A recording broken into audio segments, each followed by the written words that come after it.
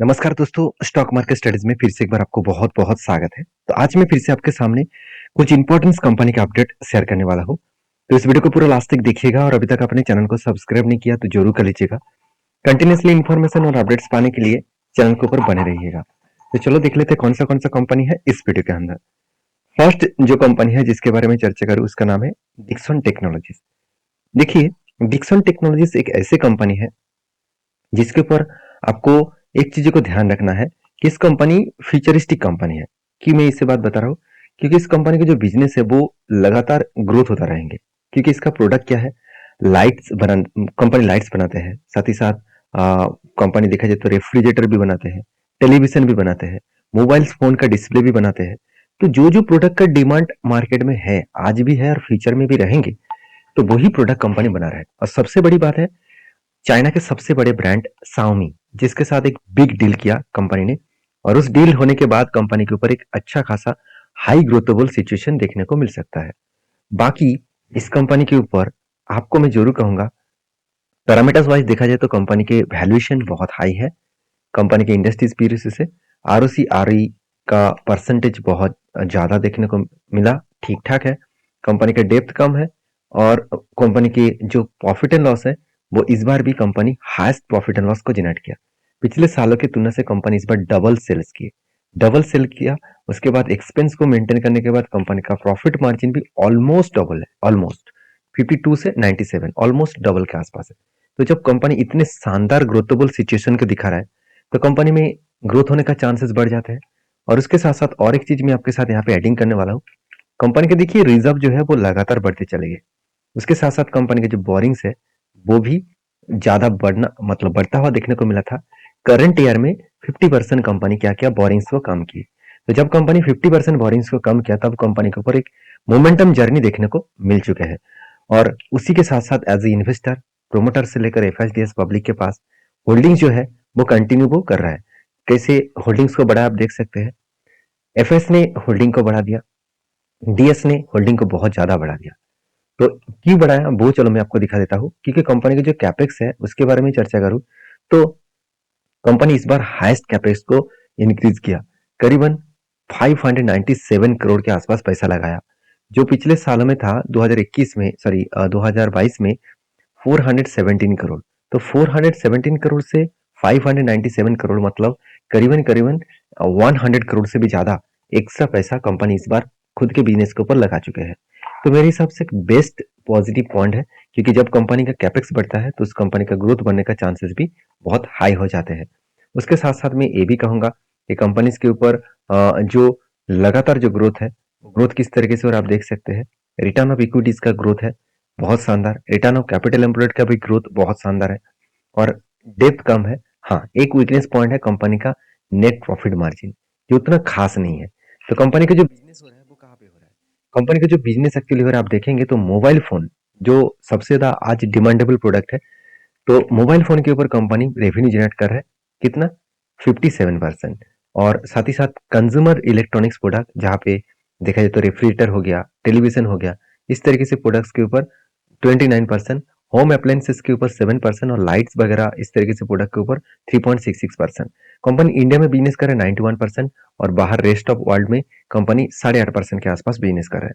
तो कहने का मतलब है कि कंपनी की जो ग्रोथ है वो कुछ इस लेवल तक देखने को मिला, कुछ इस तरीके से सिचुएशन के हिसाब से देखने को मिला। बाकी इस कंपनी के जब मैं चार्ट पैटर्न के बारे में चर्चा करूं तो इसके ऊपर एक बड़ा सा शानदार तरीके से एंटी बना था। वो कुछ एंटी इस तरीके से बना, यहाँ पे क्या बना, शोल्डर, उसके बाद एक बड़ा सा यहाँ पे क्या बना, एक हेड बना, उसके बाद एक शोल्डर पैटर्न क्रिएट किया। तो शोल्डर कम हेड कम शोल्डर बना, फाइनली क्या हुआ, ब्रेकआउट हुआ और ब्रेकआउट कंफर्मेशन भी हुआ। तो ब्रेकआउट होने के बाद ब्रेकआउट कंफर्मेशन मिला और इसके बाद आपको क्या मिला, यहाँ पे देखिए टारगेट, टारगेट कहाँ तक था, 44% के आसपास टारगेट था। और टारगेट कितने दिनों में मिला, एंट्री लेवल से अगर टारगेट तक मैं देखूं तो ऑलमोस्ट 44% का जो टारगेट मिला 127 दिनों में। एटलीस्ट आप फोर फोर मंथ आप बोल सकते हैं, 4 मंथों में आपको 44% के आसपास रिटर्न मिला। उसके साथ साथ एक एवरेज परसेंटेज भी यहाँ पे सॉरी एक होल्डिंग होता देखने को मिला है। मतलब फिर से एक जर्नी होने का चांसेस जरूर देखने को मिल सकता है। तो बाकी इस कंपनी के ऊपर मेरा तो पहले ट्रेड एक बार हो चुके हैं बाद में मैं फिर से एक बार ट्रेड लेने वाला हूँ। अगर यहाँ पे कुछ टाइम बिताए, उस टाइम बिताने के बाद ब्रेकआउट करे तो एक बड़ा सा मोमेंटम जर्नी फिर से देखने को मिल सकता है। बाकी इस कंपनी के ऊपर आपकी क्या राय है जरूर कमेंट्स करना। नेक्स्ट जो कंपनी उसका नाम है IRCTC। तो IRCTC जो Indian railway catering and tourism corporation है, इस कंपनी का ग्रोथ लगातार बढ़ते चले जा रहे हैं, क्योंकि गवर्नमेंट बजट में ये भी पेश किया कि जितने सारे ट्रेन्स है उसको मॉडिफिकेशन किया जाएगा, वंदे भारत के स्ट्रक्चर में मॉडिफिकेशन किया जाएगा। तो जब मॉडिफिकेशन किया जाएगा तो रेल का जो मतलब बिजनेस है और भी बढ़ने का चांसेस है, क्योंकि जो ट्रेन के ऊपर लोग बैठना नहीं चाहते थे, अभी वंदे भारत का स्टाइल में हो जाएगा तो लोगों का डिमांड बढ़ जाएगा उस तरीके से ट्रेन में चढ़ने के लिए। तो ट्रेन के ऊपर सफर मतलब सफर अगर लोग ज्यादा करेंगे तो उसमें डायरेक्टली फायदा IRCTC को होने वाला है, क्योंकि वो टिकट के बेचने के माध्यम से भी पैसा कमाएंगे और कैटरिंग के माध्यम से भी वो पैसा कमाएगा। तो दोनों तरीके से वो उसका पैसा उसके जेब में जाएगा। अगर इस कंपनी के मैं कैपेक्स के बारे में बात करूं तो कंपनी कितने कैपेक्स को बढ़ा है वो देखना बहुत इंपॉर्टेंस है। तो कंपनी खुद के बिजनेस के ऊपर 2022 में सिर्फ 21 करोड़ के आसपास कैपेक्स को बढ़ाए थे।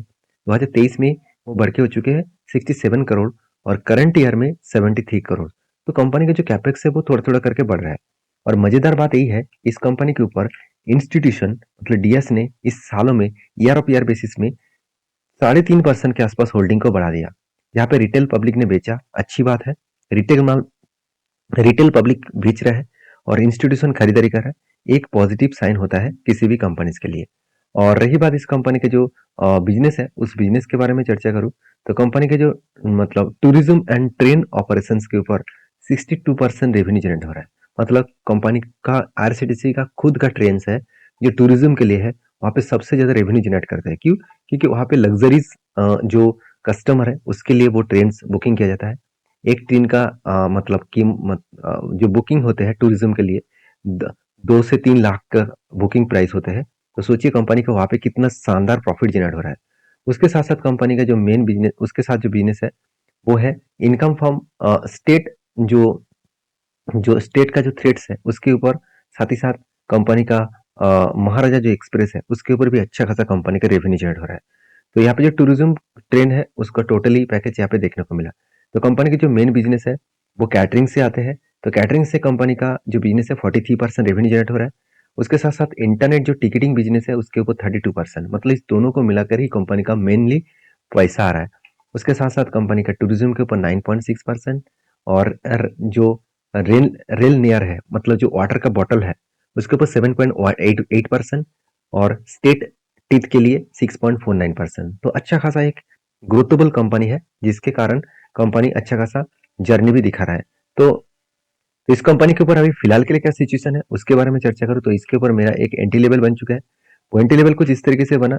फाइनली यहाँ पे क्या हुआ, एक कप बना, उसके बाद एक हैंडल बटन क्रिएट हुआ। तो कप विद हैंडल बटन बनने के बाद यहाँ पे ब्रेकआउट भी हुआ और ब्रेकआउट धीरे धीरे करके ऊपर भी जाने का कोशिश कर रहे हैं। तो ऊपर अगर गए तो कहाँ तक टारगेट रहेगा, तो जो मेरा टारगेट में लेकर चला हूँ वो करीबन 1279 रुपीज के आसपास, 1279 रुपीज के आसपास टारगेट भी है और ये लाइफ टाइम इसका हाई भी है।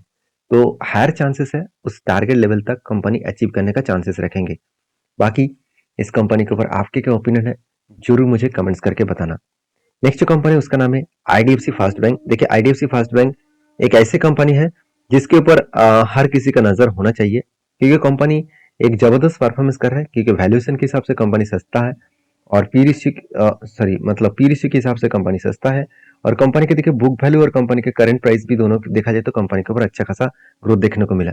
अभी एक चीज में दिखाने वाला हूँ यहाँ पे, कंपनी का जो पी रेशियो है, अगर प्राइस टू बुक वैल्यू देखेंगे तो 10 साल में जो कंपनी का प्राइस टू बुक वैल्यू है वो आज टॉप लेवल में है।